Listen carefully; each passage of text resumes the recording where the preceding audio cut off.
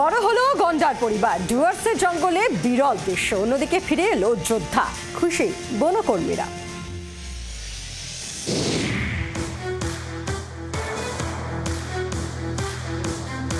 গুটি গুটি পায়ে মায়ের পিছন পিছন হেঁটে চলেছে সে।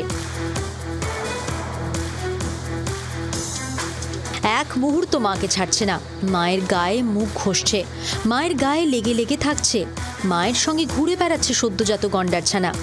হঠাৎ খোলা প্রকৃতির মাঝে এসে খুব ঘাবড়ে গেছে মনে হয়। এই যে অ্যানিমালসরা যেনারা বর্ন হয়েছেন ওনাদের তো মায়ের সাথেই আছেন, ওনারা রাইনোকেও আমরা রেগুলারলি অবজার্ভ করছি, সেই কাফ সে তার মায়ের সাথেই আছে।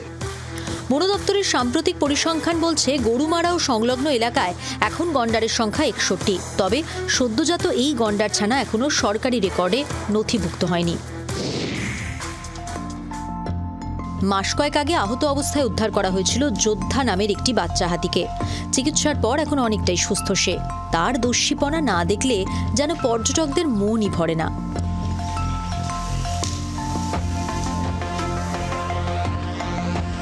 আমাদের লাস্ট ইয়ার হিলা টি গার্ডেনের থেকে about 10-15 days old একটা কাফ ভেসে এসেছিল এখানের মধ্যে ফ্লাড ওয়াটার্স। তো সেটা আমাদের স্টাফরা they care for them, veterinary অফিসার্সদের মেডিকেল বোর্ডও ছিল, তারা সবাই মিলে কেয়ার করেছে।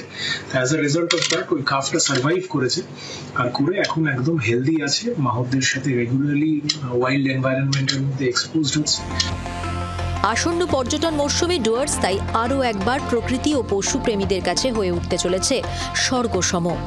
একদিকে সদ্যজাত গন্ডারের উপস্থিতি আর অন্যদিকে আদরের হাতি যোদ্ধার ফিরে আসা। মালবাজার থেকে অরূপ বসাকের রিপোর্ট, জি 24 ঘন্টা। বাংলার আওয়াজ, বাঙালির আবেগ, জি 24 ঘন্টা।